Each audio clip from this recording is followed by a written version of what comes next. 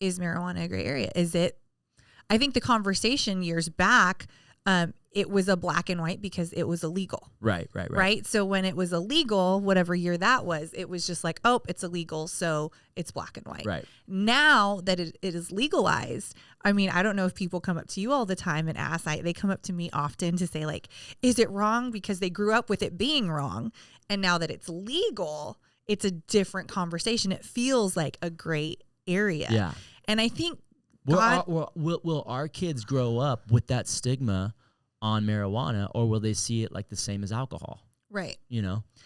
Probably. I think it's kind of so much of our life is how we were conditioned. So we grew up, dare, this is your brain on drugs. Drugs are bad. Drugs are evil. Drugs will destroy your life. Like that was the message that was put into our heads. Our kids are growing up in a world where marijuana, at least, is legal.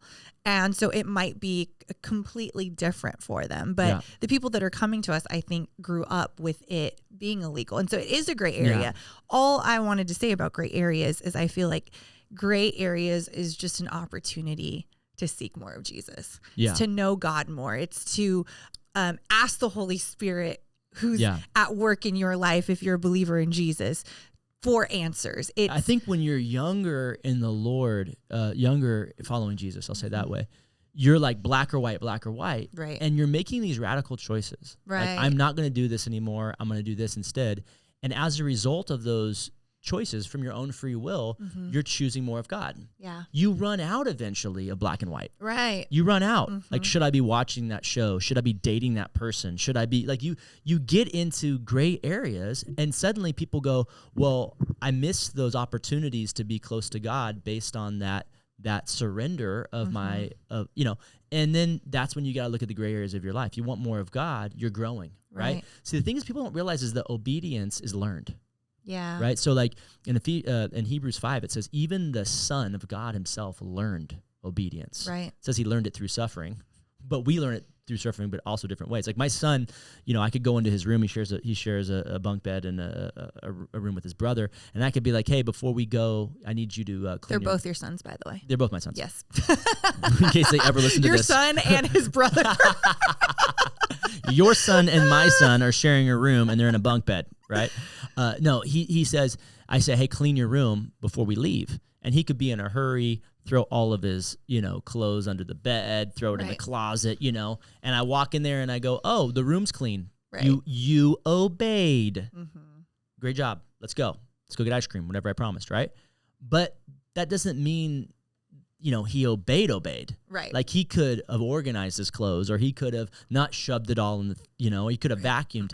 It's not that he didn't obey. It's that the way he listened to me as his father and responded, I'm trying to teach him to be a steward of the things that he has and to take good care of things. And so when he learns my heart, the way he obeys is differently. Right. So when we learn God's heart, we obey differently. Yeah. And you learn obedience. You grow in obedience. And that's the areas that aren't black and white. Right. Right? That's the areas. That's beyond the 10 commandments. Yeah. Now we're over here like, hey, how do I give God more of my heart? Right. And when you do that, you're in the gray areas. There's a great verse in Corinthians that says, whether you're eating or whether you're drinking, whatever you do it to the glory of God. Yeah. Because there was a gray area for that church, because people were sacrificing food to these idols, these pagan gods. And then they were having these feasts afterward with the food that was sacrificed. And one conversation is, why were we eating food that was dedicated to this God, this Greek God? And the other one's like, well, why are we going to waste food?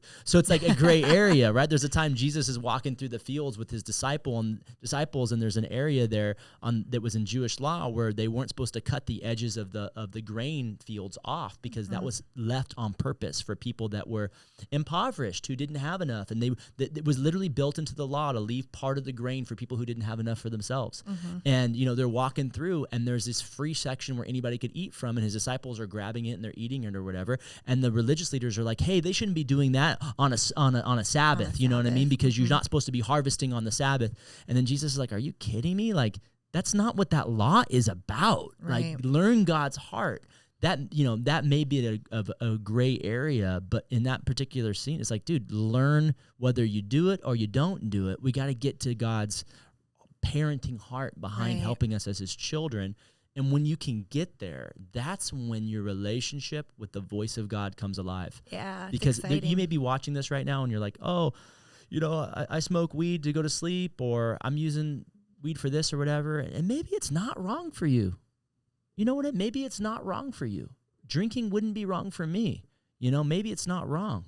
But at the end of the day, don't you want a relationship with God where he reveals to you what he's doing in you so that you can make a decision based on how do you draw closer to him or not? Whether eating or drinking, whatever you do it to the glory of God. Because it's in those times of gray areas that God gets the most worship. Yep. Because God gets the most of your heart. Right.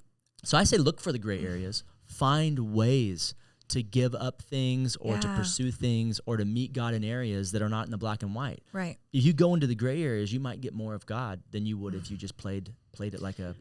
I know for myself, when I can give up something that isn't even a bad thing, it could be a thing that's good in my life or a thing that's just a day-to-day thing, but I can give that up or that time up to spend more time with God, to seek God in a different way or a new way. I'm never disappointed.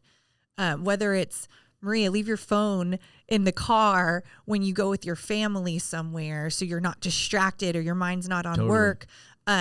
I have a better quality of time with my family when I push something else. There's a word for that when you give something up to worship God. What's that called? Oh, yeah, sacrifice. Yeah.